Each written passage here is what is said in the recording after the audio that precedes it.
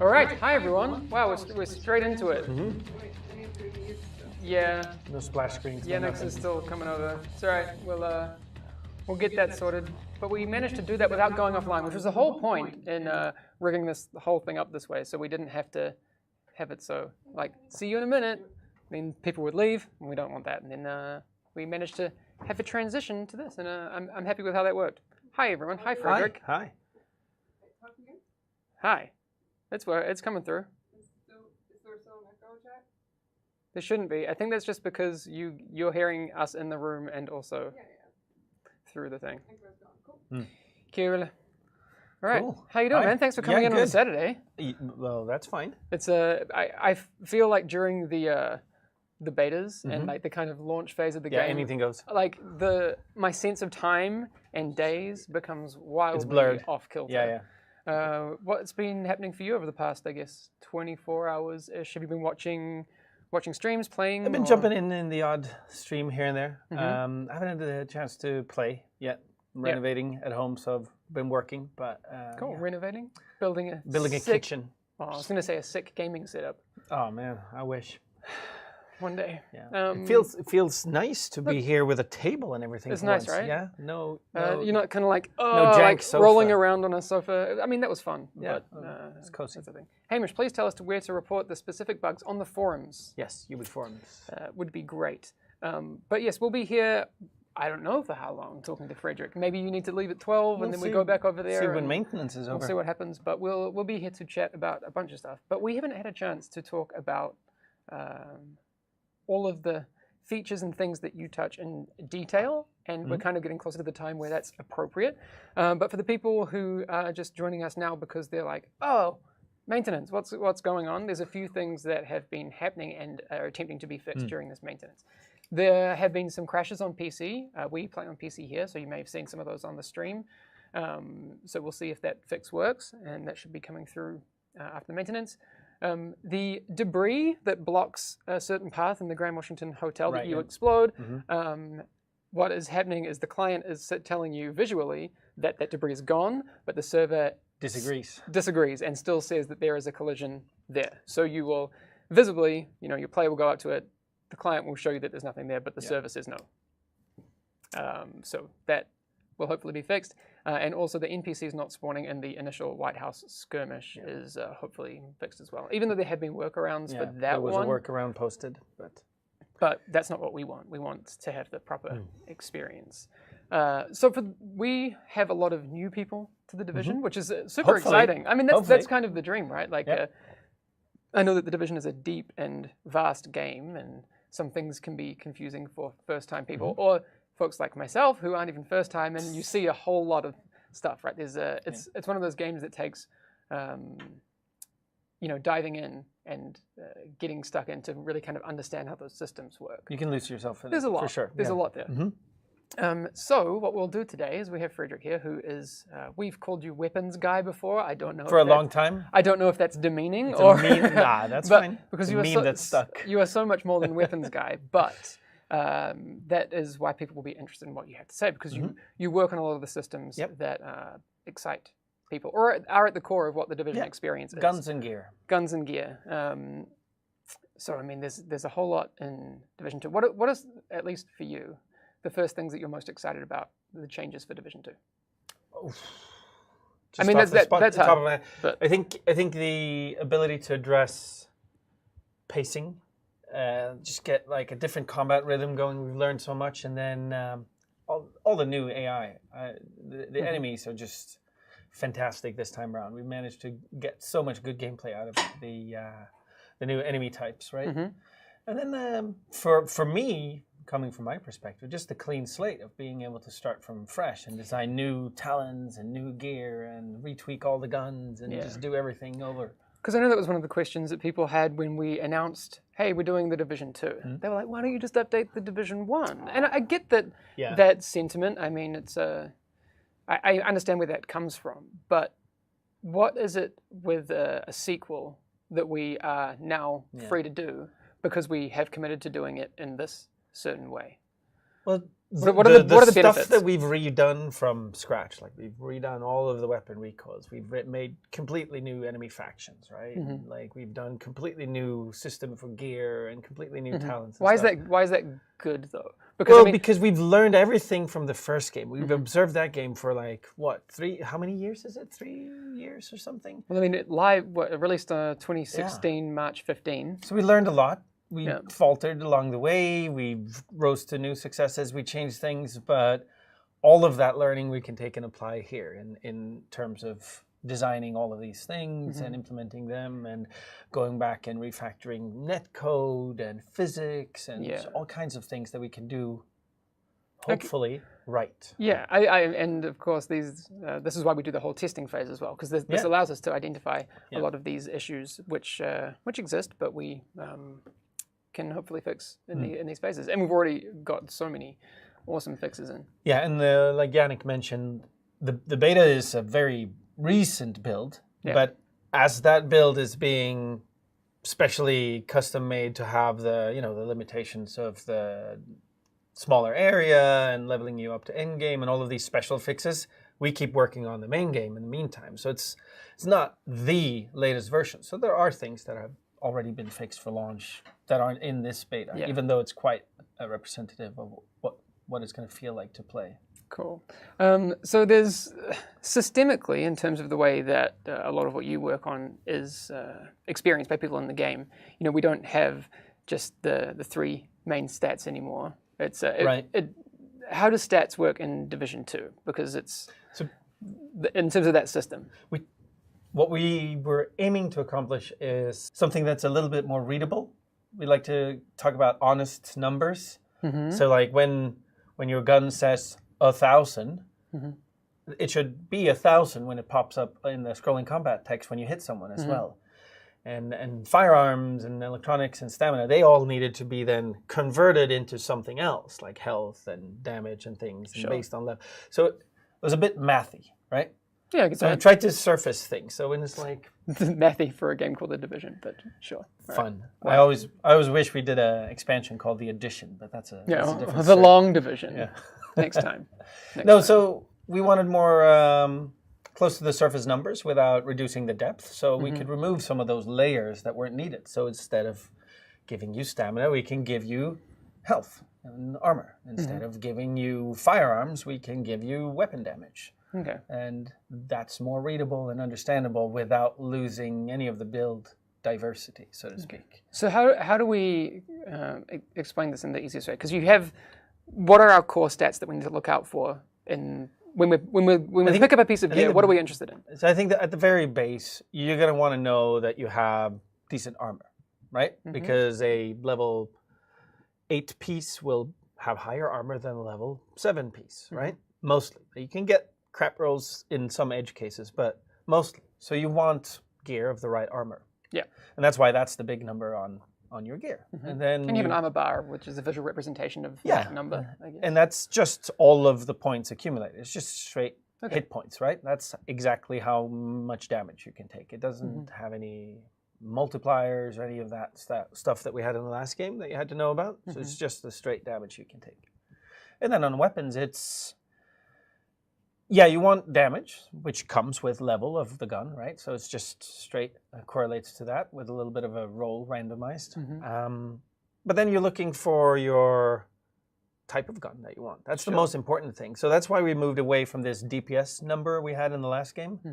It's because it could sometimes be really misleading to compare a shotgun and a sniper. Totally. Because you use them for such different things. So saying that one is better than the other, well, that depends on where you're going to use it. So we don't try to do that for you now. Because when you make that calculation of DPS, it makes some very clear assumptions. Yeah. That, one, you're hitting all of your shots, and that you're reloading at certain times, and these sorts of things. But because effective DPS is something that is attributed to by a lot of different things. Yeah. Right? I mean, when I think back to other games like MMOs and things, a lot of the things that were overlooked were like run speed. Yeah, and then which ups your effective DPS by a whole lot. And then your ability to proc your talents, and like you say, the ability to hit things, the ability to reacquire targets, how much you can actually stay up and shoot. Like it can be a misleading number. So now we just present the the damage a shot does, how fast the gun can fire, and its mag size. And then you can see its reload speed and range and stuff like that. But just the pure numbers, which I think at this point, people are so familiar with those things being presented when they pick a gun in a non-RPG shooter, like, I don't know, Battlefield or Call of Duty or something. Like, they can pick between different guns at this point. I think Sure. everybody's capable of that. So we try not to convert that into some math number behind the scenes. Okay. I know people are asking a lot of questions in chat, and we'll get to that in a little bit. I just want to we will have time to We're gonna do have a lot some of Q&A. time. It's no worries. Stick around, and I will definitely take a bunch of questions and throw them at Frederick. But so, if I'm looking for damage, I check out the weapon damage and all of that. If I'm looking for survivability, I have armor. Is there are there any stats beyond that? So I have my armor bar. Yeah. Right, and then once and then you have your health bar, which is also just hit points. So 1 point of health will save you just as much as 1 point of armor. In fact, a little bit more, because health, as you know, can regen while you're in combat, right? If you sit in cover. Armor generally doesn't, unless you have talents and things that make them do that. But at the baseline, you have to repair your armor, whereas health regens, right? But your health plus your armor, that's how much damage you can take before you die, right? And you can compare that to what damage your gun does, and then you can sort of start to get an idea, right? Yeah. And that's quite different from Division 1, where we had armor that was a mitigation. So like your armor meant some multiplier of damage was being reduced or whatever, right? And that was sometimes hard to relate to. Now it's just straight hit points and bars, right? Okay. Much more binary. It's more binary, but it's also more understandable. Like you can see that number and go, okay, this is how much health I have. Cool. Right? That's good to know. So then you have skill power as well. That's a little bit different. It's very, very different than last time. We're taking a bit of a gamble here, but I can explain why though. So let's do skill power. Yeah. So you mod your skills, and those mods require power to run. Yeah. So if I attempt to mod something and I don't have the required skill power, then that mod is off. Yeah. Yeah. It'll still take up the it can slot, it can sit there, but it won't be active. Yeah. Okay. So essentially, you're trying to look for mods and that you want for your skills. They can do, and the bonus of that is that in Division 1, since we're comparing, everything on your skill just scaled right up. Yeah. Whereas now, maybe you want a drone that has lots of health, whereas I want a drone that has lots of power, or lots of duration, or short cooldown. And you can mod them for what you want, right? So there's lots more flexibility in that. Cool. Taking a step back, because a lot of the things that we forget to talk about go back to some of the systems have changed and some of the words that we use changed. So you have skills. Yeah. They have variants. Variants is what we call them. Yeah. All right, and some of those are unlocked through ShadeTech, and some of them are locked behind Specializations. Yeah. So, for instance, an assault turret and a flame turret, they're variants of turrets, right? Yes. They aren't mods of turrets; they are variants. So they're variants. Those variants have mod slots on just like guns do, essentially. Yeah. And we'll talk about mods and that sort of thing, because they come from different sources. And we'll have Rasmussen tomorrow. Yeah. And he can talk about that He'll too. help us with all of that. Yeah. But I think the variant distinction is something that is easy to miss. So you mod them. Yes. Make them better in various ways, and to power those mods, you need skill power. Yeah. And now you can run with 0 skill power, and then you can't put any mods on your skills, and they'll just be your baseline skills, and they'll be okay. They scale with your level, and that's fine, and they'll do some things. But if you want more power out of it, larger radiuses and more damage and more duration and stuff, then you have to mod them. Yeah, okay. One of the things also, I guess, to note, what we had in the Division 1 with skill power is there would be a calculation where X skill power affects your skill by that amount, or a multiplier of that amount. We now have a threshold system, right? So if you have a mod on a thing, and say it has a requirement of, let's say 1,000, and you have 1,500, you're not going to get more than then it's just on. Yeah, you're not going to get like an extra 50%. So since I'm here and I'm a game designer, I'm going to go a little nerdy on it about some of the advantages of doing it this way. One is, it's much easier to make sure there aren't, and I'm going to use a bit of a caustic word, but like bad or OP skill builds that are like insta kills and stuff like that have massive spikes in power on, let's say, sticky bomb. Sticky, that I was going to was say in the- one-shot sticky bombs. Yeah. Whereas now we know what the highest damage any skill mod can roll, so we know how high the damage can get on any given skill. And that gives us a little bit of a control on making sure that So we you don't get those basically- degenerate builds, right? Does it make it easier for you as a game designer to work backwards from the maximum possible output you want to Yeah. have of the Yeah, it damage of a does. skill and Yeah. then be like, okay. But the other thing is, in Division 1, if you equipped a pair of gloves with skill power, somewhere something happened to your skills, like damage went up or whatever. Yeah. But you didn't see that. You didn't know what happened Yeah. to them. Now, if you want the damage to go up by 10%, you have to go in and equip a plus 10% mod, and you will see the resulting damage, just like you do on a gun or whatever, right? So you'll understand your skills and what they do much better. Someone said also that I drank out of the wrong cup, but this one doesn't have anything in it. I think I was just doing that magic trick where these cups have switched places, because this is the only thing that has coffee in it. This is a very desirable mug, by the way. I know, I the want Kerman it. coffee mug. I want it. Maybe I should just, anyway, no, next time. Yes, so we'll get to, so that's the skill power and how it relates to Yep. mods. Let's go to weapon mods for a little Yep. bit, and then there's gear mods, but we'll come to that. Talk about weapon mods because people are talking about weapon mods. Yes. Yes. Weapon mods, again, are different. And we can kind of leave the gear mods because we have Rasmussen tomorrow to talk We can about talk that. about that. But weapon mods are different from the Right. Division 1. What were some of the key things you wanted to change from that system that you had Yeah, before? so there's some things we wanted to accomplish and some things we wanted to avoid. So just for those that haven't checked out the game or whatever, mods now come with a positive and a negative. So they might give you extended mag, which is larger, might give you extra bullets, but also makes it take longer to reload because That it's has- larger. that makes And, sense. Yeah, and we try to make them make sense, the positives and negatives. But it's a game, so some And- things... But the reason we wanted to do this is, one, choices are fun. I Like think just putting things on there that makes everything better and then having that be what you put on all your guns isn't interesting choices, right?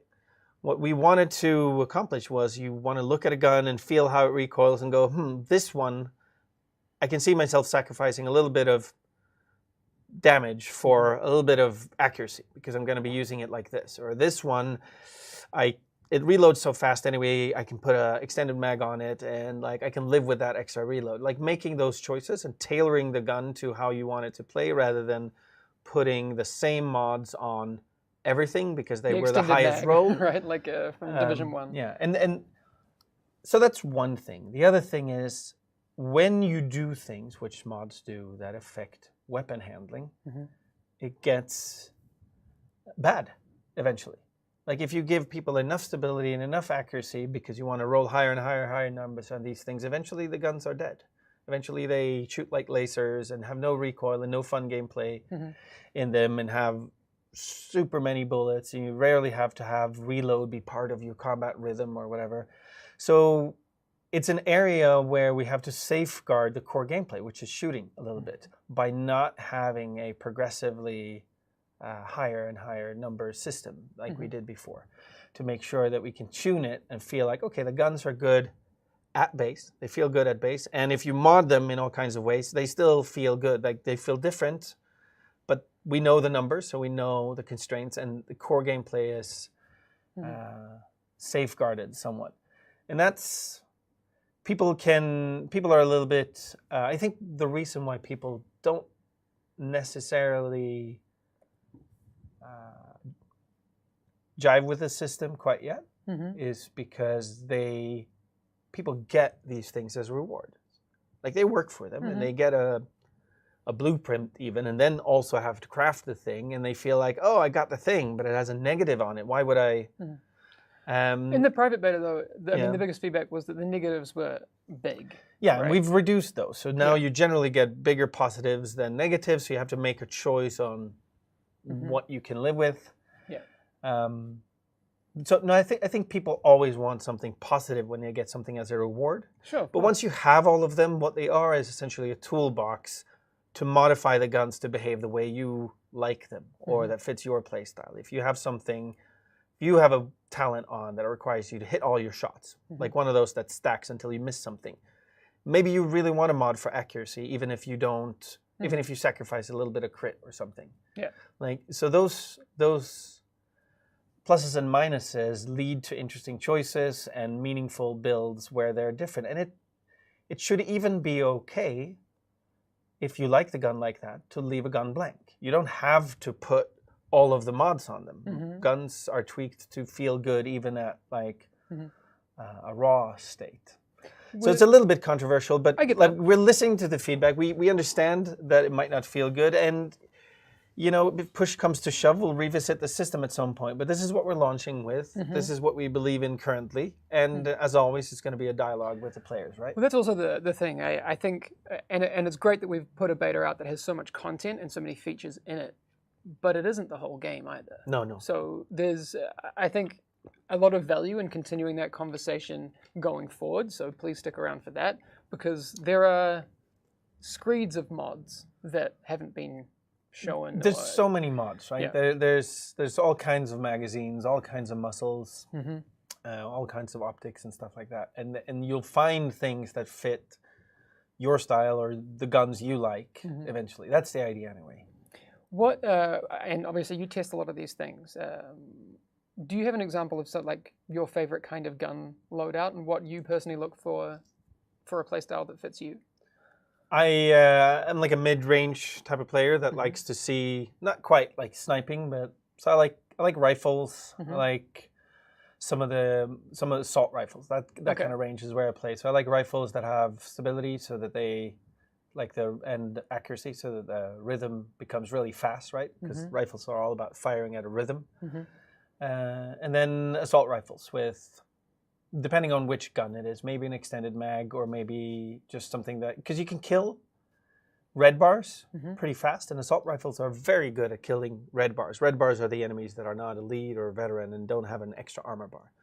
Because assault rifles have a bonus damage to health, and that's their health bar.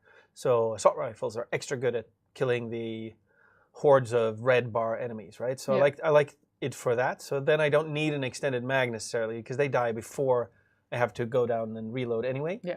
So that's, I guess a big part of your effective DPS calculation. I kind of had that threshold where I think I was using an MP5 yesterday, and I managed to kill, I think when I was playing around with it, I would manage to kill like 2.5 within one magazine, and then I sounds about right. Changed some attachments, and then when I was able to kill 3 red bars, like by changing around some things, that feels good. Like the pacing changes wildly through the threshold when you manage to kill 2 squeeze with out a little mag. bit more. Yeah, it's important. So with assault rifles, that's what I like to do. I like to actually run something that increases my reload speed instead, so not an extended mag, because I tend to kill 1, go down, reload, go up, kill maybe 2, go down, reload, maybe not shoot for a long extended time, and those things. That's cool. So, okay, what's your favorite singular weapon right now? Is it one of those things where it's hard? Because does it change over time? Maybe I really like the way the FAMAS turned out. It used to be, it's the same physical model as one of the exotic weapons from the old game. It was called Bullfrog, I think. Bullfrog. It was eventually called. It was eventually called that, but what was it called initially? I forget. But anyway, that's a gun I like. Oh god, my brain. The chat's gonna say in like 2 seconds. The TAR as well is good, and the MK17 rifle. I like those. Cool. Favorite bolt action? Favorite bolt action? It's called the FAMAS. It's still gonna be the Bullfrog. Yeah. Famous bolt action is one that I haven't seen yet.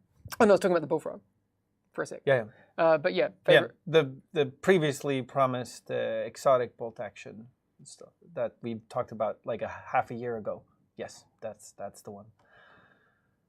Anyway, I'm hoping that we can. We've talked about this. Yeah, that was revealed a long time ago. I would love to kind of take a closer look at how that's all put together, and maybe that we would can be great.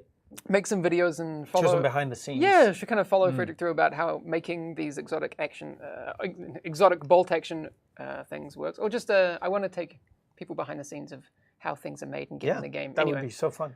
Future plans, if people would like to see things like that. All right, so brands. because I think one of the things that if people are just jumping into the game now, sorry, Ella's waving at me. You don't want to talk about it? Yeah, but okay, go on. No, because one of the discussions today has been gear sets, and I think and we don't need to go into depth on what the brand sets are. We can talk about how they're different from brands. Exactly, because when people are playing through the beta, yeah. Yes, we're going to talk about this tomorrow with Rasmus, but I want to clear up, since people have brought up gear sets. You can touch on it lightly, leave stuff for Rasmus. Gear sets and brands are different. Yes, so... That's all I want to point out. Yeah, they're different. Specifically, just wanted to say the one thing about brands is that brands are really flexible. You can have one of different brands in every slot, right? Because their bonuses start at the one slot bonus. So you're not losing out if you're not matching up brands. They're thematically, like, they're themed to be good if you have multiple pieces of them. But that's the point. Brands are supposed to be flexible, so you can basically pick gear based on the talents and stuff on them. Whereas gear sets are still about collecting a whole bunch of the same and putting them together and get a big thing out of it. So that's the core difference between brands and sets in the end. Cool. All right, that's something to do. If you want to find out more about all of that, we'll come back with Rasmus tomorrow to talk about the gear side of this conversation, because there's a lot there. But we can talk about weapon types and weapon talents. So just before we finish on the mods stuff, I wanted to go back because one of the things we didn't talk about yet is that they're not as they were in the Division 1 in terms of the sources that they come from. Because you have many different sources. They are not random. No. So if you get the mod, you have the mod. And you only need to get it once, and then you can apply it to all your weapons. It's an unlock of sorts, right? Yeah, but I think that needs to be made clear, because it's not like if you get the mod and you're like, if I get it again, it's going to have different positives and negatives. It doesn't have roles, right? Yeah, and that's again because we wanted to make sure that we didn't have to keep increasing those numbers and making the guns more and more and more stable as we increase world tiers and things like that. We wanted to know exactly how the mods are tuned, so that the core gameplay feels good. Do you think this gives you a system where you'll have a bit more oversight on the end game and a bit more ways to keep the balance in check? Or it does. It also gives us ways to introduce more mods down the line as well, because if there's nothing that does exactly this combo of positives and negatives or this level of accuracy or whatever, we can introduce new things. So it opens up some windows there as well, but there's so many of them at launch, you're going to find things that fit you as well. Yeah, because in the beta, there's a few sources that you have, and then like when you complete... In the 1 to 7, yeah. Yeah, when you complete like a mission, a project you'll get a blueprint for it, so you can craft them. Well, you can craft it once. You should go there and do that as well. Don't miss out. Yep, and then also people have often missed in the perks that you can do. There are unlocks in there as well for each slot, I think.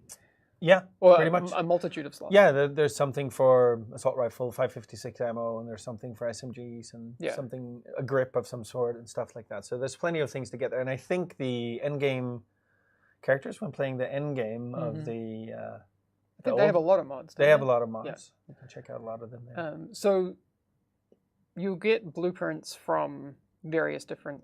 As rewards. Or, There's perks. Do you happen to know any of the other sources? I mean, in terms of how these are distributed, that's not really your job. This is a great question for Rasmus. But okay. One of the things about it, though, is when you have one-off experiences, like a side mission or finishing projects or first discovering something, it's great to be able to give a permanent reward. Sure. And instead of giving a random rolled mod that you will then throw away, being able to give you that thing that you will then have forever, like to expand your toolbox, is good. We need some of those things in the game as well to be able to have as one-off reward. So they do fill that role for us. I think, and again, I haven't played through the full game, and I'm actually really excited that I know very little about that core 1 to 30 experience. But from what I can tell, it sounds like there are a multitude more reasons to go out and do all of the side missions, to do all of the exploration, to unlock everything possible. Because so you can get everything in your toolkit, you will have to do a lot of different stuff. and other reasons, like Yeah. the world opens up and becomes more alive and dynamic, the more you've cleared out static side missions and things. So definitely it's worth getting out there, unlocking all of the things. And it's a completionist thing. Like, let's be honest, looter games are also appeals to the collector in us. 100%. And collecting all of them, having a full set, is a good feeling. So it's weapon mod Pokemon. A little bit. All right. I like it. Cool. We detoured back to mods for a little that's bit, good. but you wanted to talk about some other things, and now I've forgotten what they Yeah, the other aspects of guns, like which weapon types we have and yeah. the talents that they have, right? Yes. So let's go through all of those. All right, in the beta right now, is the endgame mission live? Yes. Yeah, so then people will see plenty of talents on weapons in the endgame there, right? Yeah. Because mostly you don't see talents on guns early. We talked about what's on guns. It's your damage, it's your RPM and mag size and stuff. And then as you go up in quality and you start seeing blue and purple and orange, like high-end and specialized guns and stuff like that, you see talents on the weapons, right? Yes. And the talents come in some flavors. And we talked about this on State of the Game way back when, before Christmas, like in November, I think it was. It was a special report. Yeah. What was it? We're gonna say the game. It was a State of the Game, actually. All right. Yeah. No, that was not okay. That was that long ago. Yeah. All right. So essentially, you'll see handling talents or like basic talents that do something for your gun that makes it feel different. Like one AK-47 field or AKM feel different from another AKM by rolling some stability or some accuracy or some reload speed or just a talent that just mods the core behavior of the weapon to some degree. It can include some extra bullets and some things like that. Then that's always one slot because we wanted you to always feel that each gun is a little different than the other gun, right? Then the second slot or like position for talents is some active talent, something that does something cool when you shoot. Cool. That procs on headshots or stacks up when you hit things or, things like that, or does extra damage to targets on fire, or just these interesting little talents that you have to read about and go, that's interesting, and that should theoretically form a pretty important part of your build and the way you get damage output. Yeah. And they also have a little cool augmented reality view on the gun that hovers next to the gun when you shoot, right? With little stacks or an icon that turns on when you aim at an enemy on fire, for instance, if you have that talent. So they always have that so that you can pay attention to what the talent is doing. Okay. And then the third slot of talent on guns, once you get up to the high-end weapons, they are something, I don't know what we settled for the official name for them, but they do something passive. So they can even do things when the gun is holstered, right? So you can have something that says, when holstered, your armor regenerates when you're in cover, or when you roll, it reloads your other weapon, or just crazy things like that. Cool. That are active. Either they come in two flavors, either active only when it's holstered, or always, like both when it's holstered. But they're conditional. Yeah. Okay. So they're fun because what happens is you start to care about what gun you wear on your back or even in your sidearm holster, right? Yeah. But all of a sudden, that actually does something for you even when you're not using that gun, as opposed to all of the talents in the previous game. That's cool. Which makes it really interesting to pick your sidearms and your other guns as well. And so we like that system. And you want, obviously, like always, to get the God roll of everything fitting perfectly, including now both of your holster talents on the off weapons, right? Everything has to roll right for your God build in the end. So that's your gear chase out there. So, but those talents are unlocked by, and we're going to go into gear mods and that sort of thing with Rasmus tomorrow. But you have to have a certain amount of what to make those talents active. So this is for all talents, even talents on gear. Talents can have requirements. Yeah. So most often they will have requirements on the amount of offensive or defensive or utility stats you have on you. So if you have on gear a little row that says plus some amount of weapon damage, that will be an offensive stat, and it'll have a little crosshair next to it in red in the final game. And then it counts the amount of those that you have. And you might need 6 of those to unlock a talent.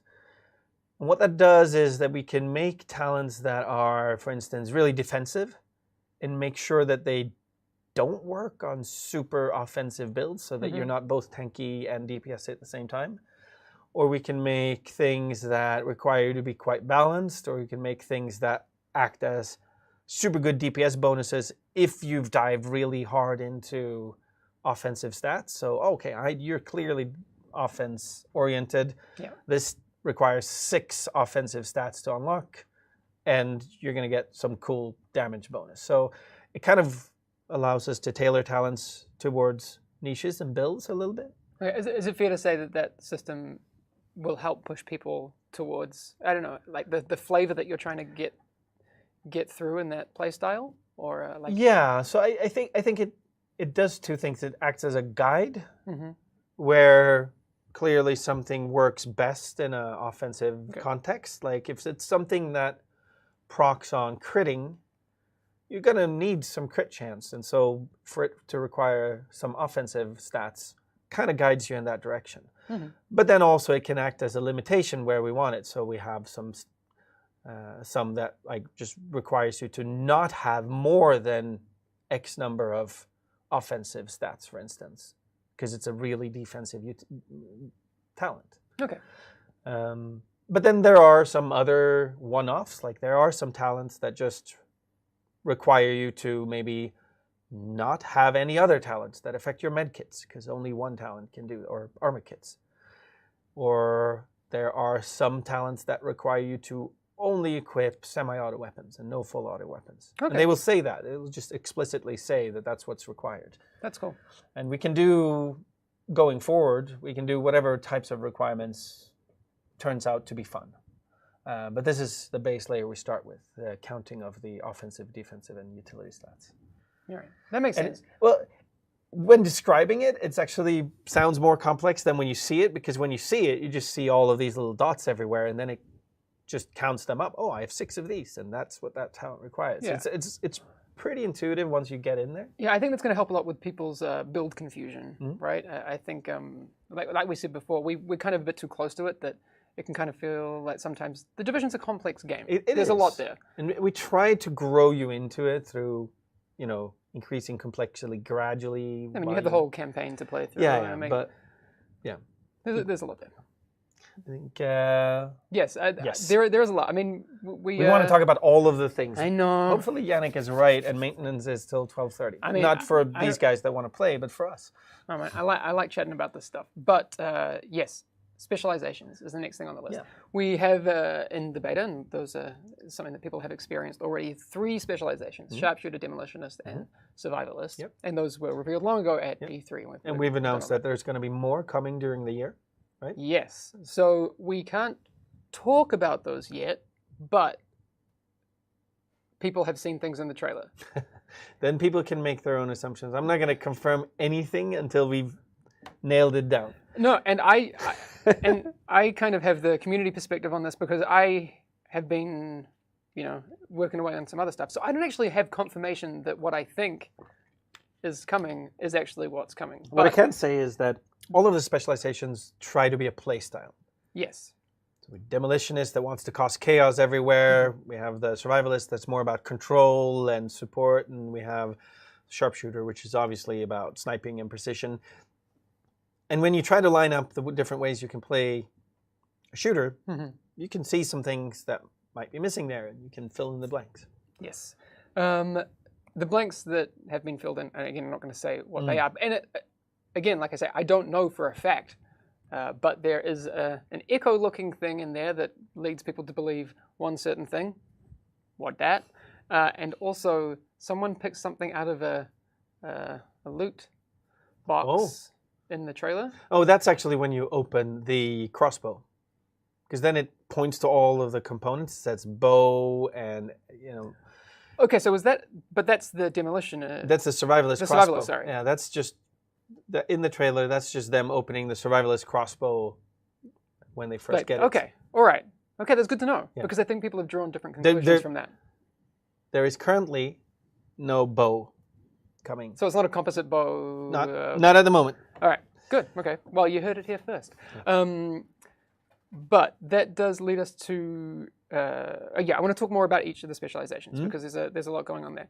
And skill trees are something that yes, they've been talked about a little bit.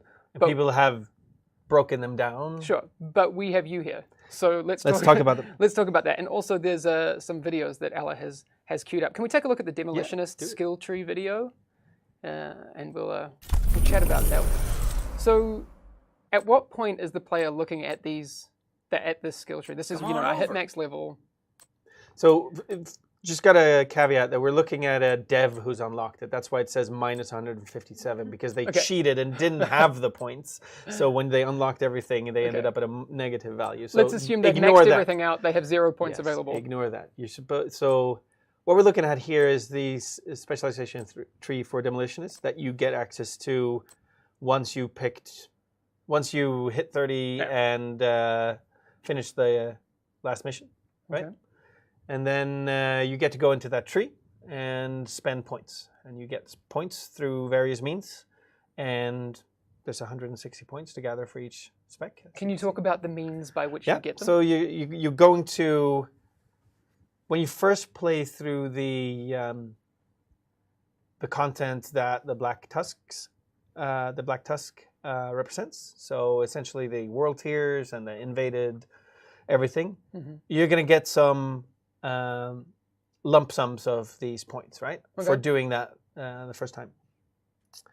But you also keep getting these points when doing any activity in the game. So similar to how you would get proficiency caches, right? Okay. So you're going to keep getting points just by playing the game, whatever it is you want to be doing as well. So even if you've played through the world tiers and you maybe switch specialization because you want to try something else or you filled it already, then you can just play whatever and points will keep ticking in.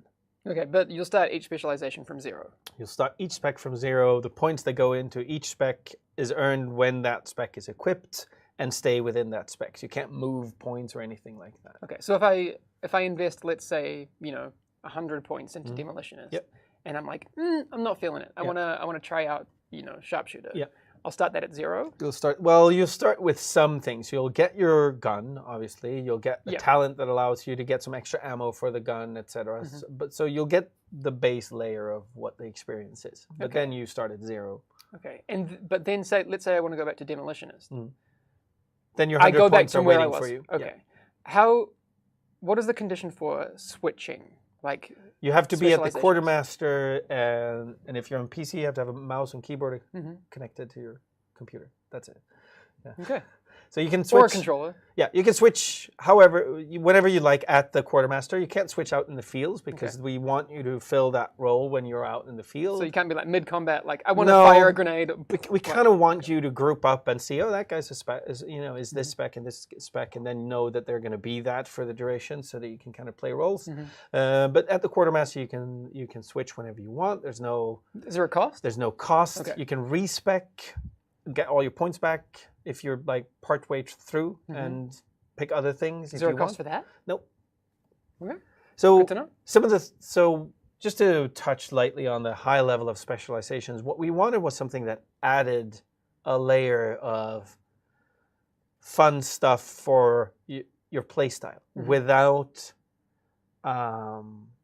removing from the gear game that we had. And the gear game that we had was classless, right? Like you can still wear any gear with these specializations. Sure. You can do all of the builds. You can be a sharpshooter with SMGs. With SMGs and the healing seeker, and you can do all of that, and maybe that's good. Wait, is the healing seeker locked behind the survivalist? No, yeah, right. You couldn't do that. You could do the healing chem launcher. Whoa.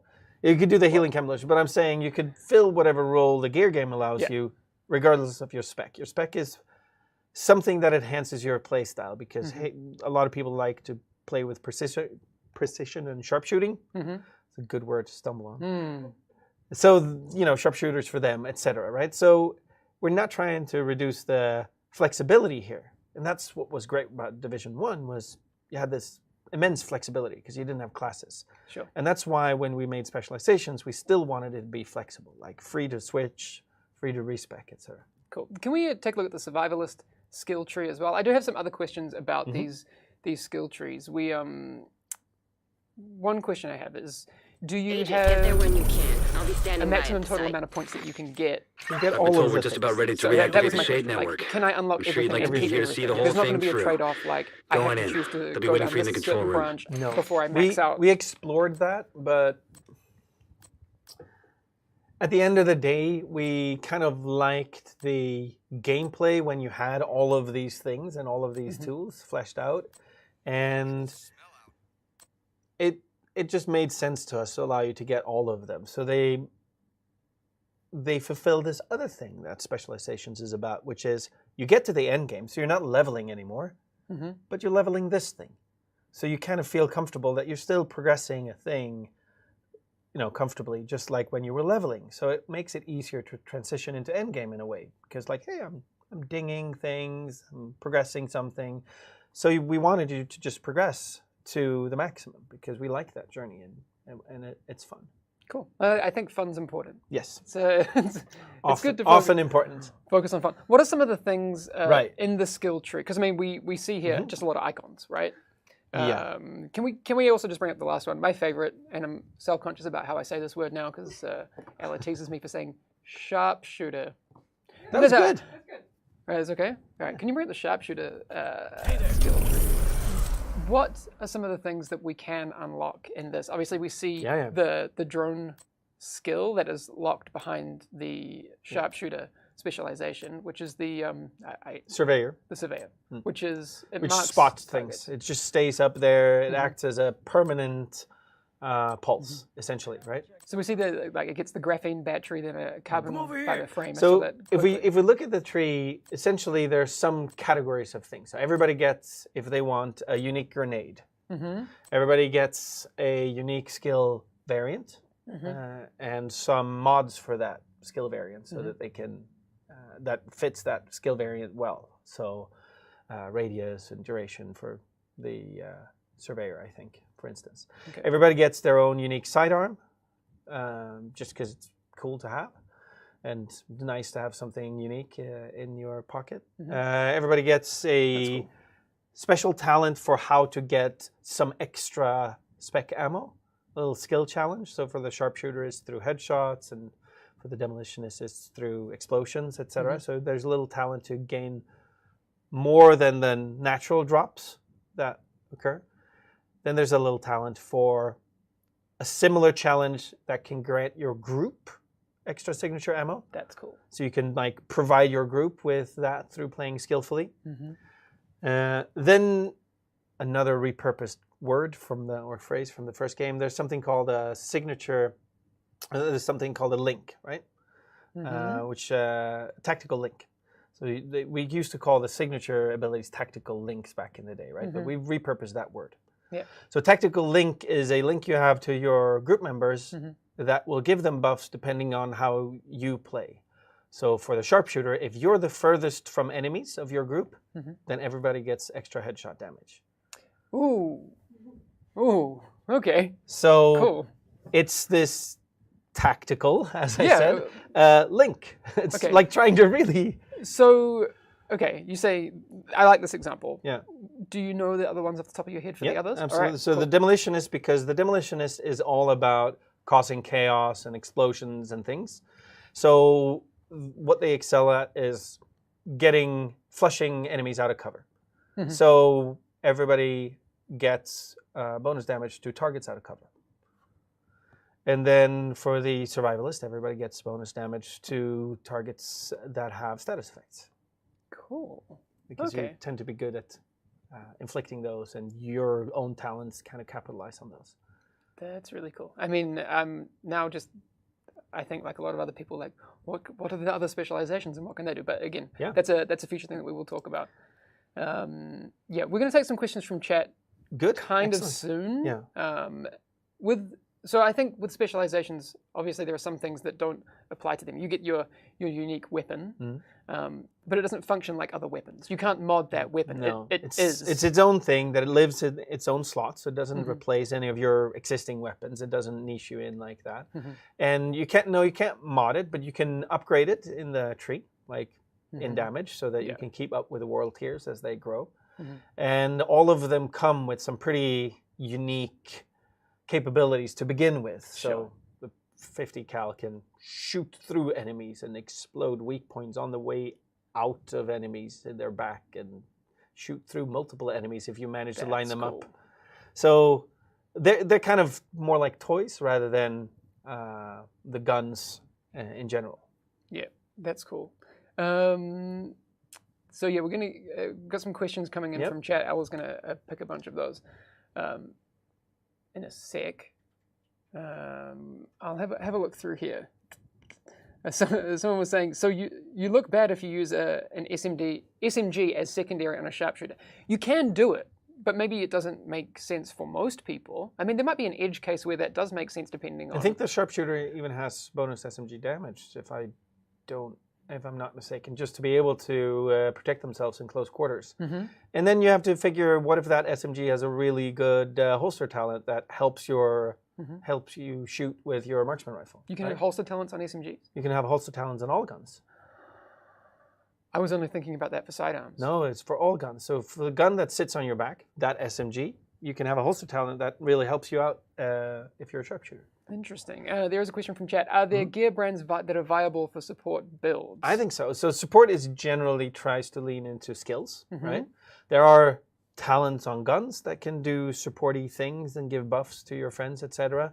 But mostly you're going to want to have support skills with lots of punch in them. So the booster hive and the various ways of healing things, they would be good for support, right?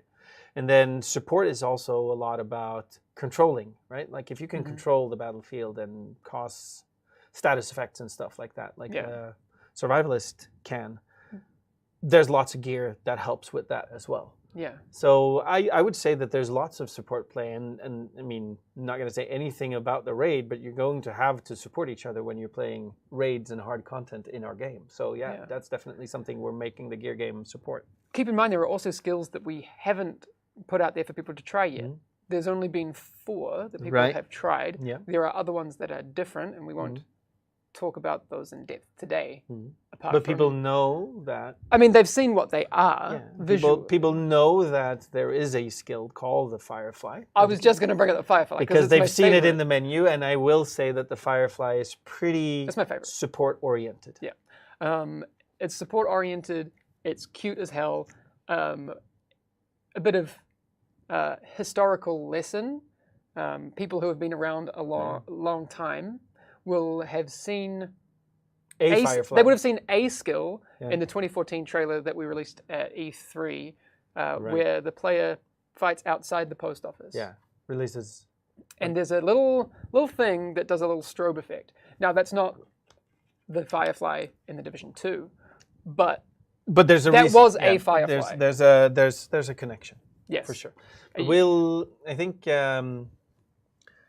I think it's not very long, correct me if I'm wrong, Ella, until we can dive into talking and showing things more about those skills in the near future, right? Soon. But yes, that is an example of something that is going to be but there's support, supporty. Yeah, but there's support things in the game, and it's important for us. It's also important that everybody still gets to be someone who shoots a gun. Like, you're not going to be sitting there only healing or repairing with a chem launcher or whatever, but you'll still be shooting, and you'll have things that proc that helps your team instead of maybe boosting damage, for instance. Cool.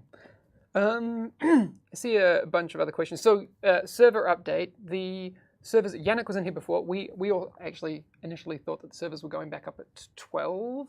It might be a 12:30 thing. We're kind of just waiting to see if it's between now or 12:30. So stick around, because over the next 30 minutes we will find out. But We'll make sure as soon as we get a message, like, you can leave and don't worry about us. We'll be fine. Yeah, there's a VOD. No, but actually, Ella's going to be playing the game. So stick around and watch her be... Why were you so bad yesterday? Oh. What happened? Shots fired. Okay. Yeah. No. But at least people know that server maintenance isn't just for show. They're actually doing things, and it takes time.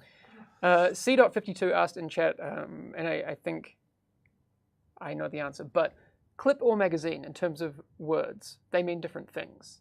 Oh yeah. So a clip is a very seldomly used thing where you clip a bunch of ammo into a little holder, usually to either fast fill a magazine, which is this box that goes under a weapon, or in some rare cases, like the Mosin Nagant, you actually use a stripper clip to feed your gun. Okay. But clip is a very different thing than a magazine. So normally magazine. Okay. So in most cases for us, it's magazine as it Yes. pertains to our game. Yes, unless you're using a Mosin Nagant. That's the only gun in the Division 2 Yes, where that as uses a clip? stripper clip. See, I don't know all about this stuff. Do you know more about weapons than you ever did? I mean, you I worked on know more Battlefield. about weapons than I wanted to. Yeah. Because this isn't the first game with weapons that you've worked on. You worked No. on Division 1, you worked on Battlefield, you worked on a Mirror's bunch Edge. of... Mirror's Edge, there you go. Another question from chat. Where to leave feedback? Where can you leave feedback about, for example, skill controls? Because I know people have had a little bit of confusion, actually going back to the private beta, about how the Bombardier drone would work. Right. And also... Actually, like him. So first of all, do leave feedback on the UB forums, on the beta forums, and beta threads. When it comes to skill controls, we do plan to polish up and rework some of those things. Specifically, the ones that we will be updating is the sniper turret. We're going to be revamping that. We're also improving some quality of life with the chem launcher going forward. and then I was a little bit confused with that. And I think there's also a bug with that in the beta where it kind of was, I would keeping you up do to it, and I couldn't cancel. I mean, it was probably my own thing. We'll definitely keep working on them, even though the game's out. Of course. Yeah, that was cool. The chem launcher was. I know Ella kept messing it up, but I don't know if it was her fault or just a fat fingering everything. I think it's the chem launcher is pretty good on controller right now, but it is maybe lacking a little bit of finesse on mouse and keyboard. Cool. Another question: why doesn't the FAMAS have a magazine slot? Because there are magazines for various calibers, and the FAMAS is an odd one. Okay, cool. This is a question from me. The org has changed. Class? Weapon type? No, we have an additional one. It's an additional one. Okay. Yeah. So we still have all of the SMG or 9mm AUGs that have a little straight magazine. Yeah. But we also added the more classical AUG that has the big fat magazine, which is the assault rifle. Okay. Class. Cool. There are some weapons that have jumped class. Like what? So, for instance, lightweight M4, which when you look at it is more of a competition AR-15. So now it's called a competition LAR-15, and that's a rifle, so it's semi-automatic. Yes, because there's obviously weapon types, but excuse me if I'm wrong. So marksman rifles and rifles are different. Yeah. So rifles are all of the normal, like just semi-auto rifles you would find if you scavenged around in an American city, right? All right. So have you done that before? Scavenged around in an American city? No, but I have gone over to shooting ranges in the US and fired a bunch of these weapons. So we just quickly on rifles, the reason we added them is not only because of that thematic, it's just they're also hella fun to shoot and they fill a niche. We always kind of like the sort of Halo battle rifle style of gun, kind of experimented with the urban MDR in the last game. Yeah. But they needed their own category so they could have their own unique bonuses and things like that. Okay, cool. Does enemy armor damage affect PvP, or is it PvE only? Armor damage. Do we even have armor damage as a role anymore? Just counter question. I don't know. If it does, yes, then it would. Because those are attributes, not stats. Yep. So attributes and stats are sort of the same. Sort of the same. Yeah, but they apply in different ways. So some will. Just if there's enemy armor damage rolling, it'll affect any armor bar. Yes. Yeah. Sorry. Anyway, that's a different distinction I was trying to make. For instance, so the equivalent thing is that assault rifles have damage to health, and that applies in PvP. So like once you're down to someone's health bar, they do extra damage. Just a question. I mean, I've fired a few guns in my life before, but nothing like mega serious, like some Glocks and things at some ranges. You have probably fired some things that are a lot more terrifying. What's terrifying? What's the most like serious machinery you've fired where you were like, or I don't know. It's much harder than I would have thought to fire full auto high caliber things. Like a G36 at full auto is very difficult to control. I know there are people out there watching now and going, I can do it. Yeah, sure, you can, but I couldn't, right? It's difficult. And then one of our designers over at Red Storm, he owns a M1 Garand, like you see in Band of Brothers or whatever, like with all of this wood, and it's so heavy. Yeah. It's like all of this heavy wood and thick metal from back in the 1940s, and it kicks like a mule. That's a scary weapon to fire. Yeah. Well, there's actually a video that went up, I saw on Twitter yesterday that the Division posted of the Specializations, the IRL versions of those. Yes. They do some serious things. Damn. If anyone hasn't seen that, go check out the Division on Twitter because there's lots of explosions. Yeah. They were talking about the 50 cal being made for shooting down airplanes and stuff. Yeah. But another thing about the 50 cal was that people, horrible war stuff, but they used it to shoot out engine blocks. And like if there's a motorcade of things and they want to stop it, they'd shoot the engine block because it's powerful enough to crack an engine block, right? Wow. And then all of them need to stop. But then horrifyingly, they figured out that if they use it and shoot at a person in the middle of a group of people, that person will shrapnel from the overpressure and damage everybody around them as well.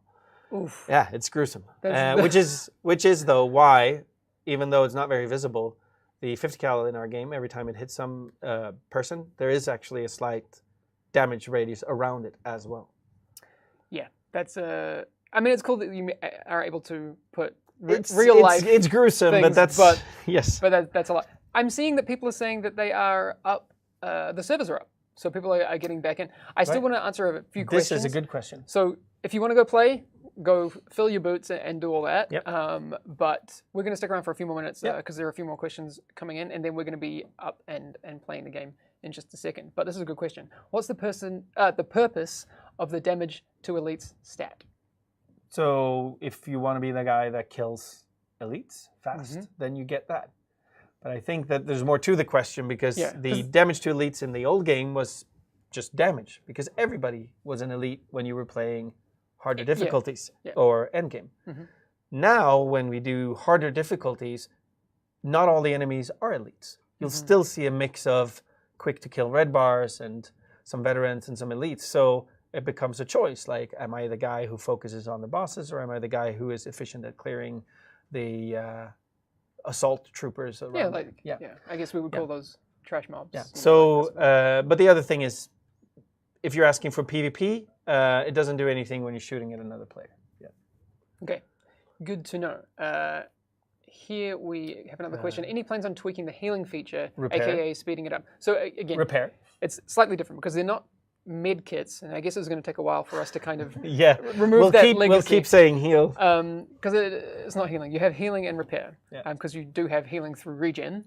That does exist. But repairing. Because one of the questions so I guess the follow-up to that is we have had people saying, I can't run and repair my armor. So what's the thinking behind that from a game design perspective? The thinking behind it is that that's a core way of getting armor that's available to everyone. And if that is too quick or too good, that doesn't leave any space for us to do other interesting ways to get armor. Like, why would I pick a talent that grants me a bunch of armor back if I can instantly do it with packs? Why would I want someone with a repair chem launcher, or why would I want a repair drone, etc.? So it's right for the pacing of the game when you're playing it to the way we've tweaked it, but then you can get all of those things on top of it if you need extra things, and that means the gear game becomes more interesting because you can get those things. It creates design space is what we like to call it. But we do like, even at bare bones, even at level 5 or whatever, if you go into PvP or any PvE, we do like the pacing and the speed it is at right now.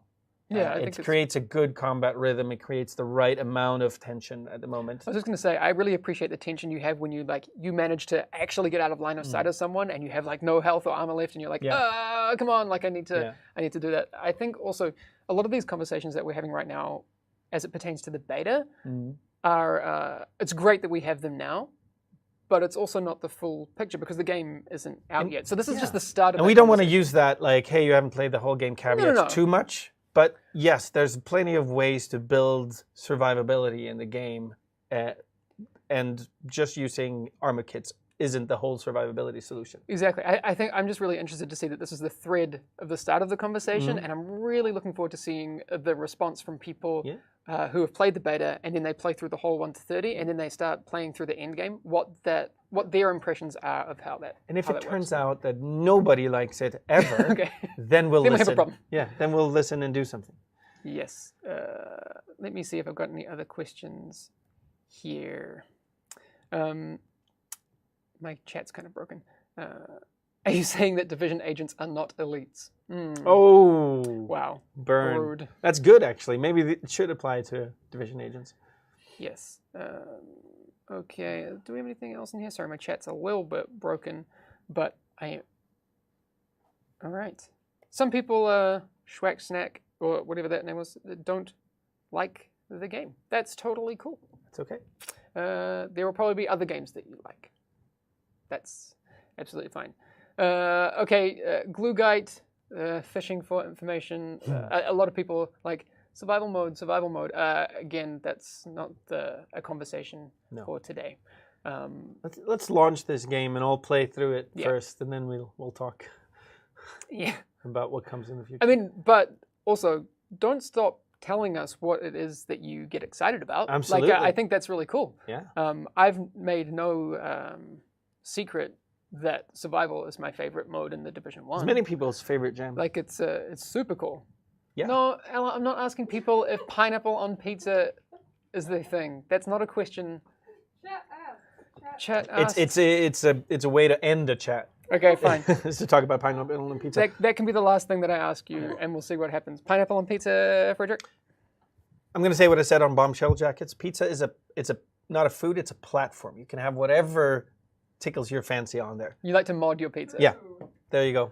Wow, I'm going to make people even madder in saying that, like, I only eat vegan pizza, and they're just going to, like, riot. Wow, okay. Is pineapple vegan? Yes, but but now we're even getting to the next level of controversy that it needs to have cheese that isn't made from cow stuff. Mad. Super mad. All right, Triggered. So we aren't going anywhere. What we are going to do is we'll wrap up this little section, and then we're going to be heading over 3 meters that way, and Ella's going to be playing the game for a few hours. So stick around. We'll be hanging out and talking about as much as we can and playing.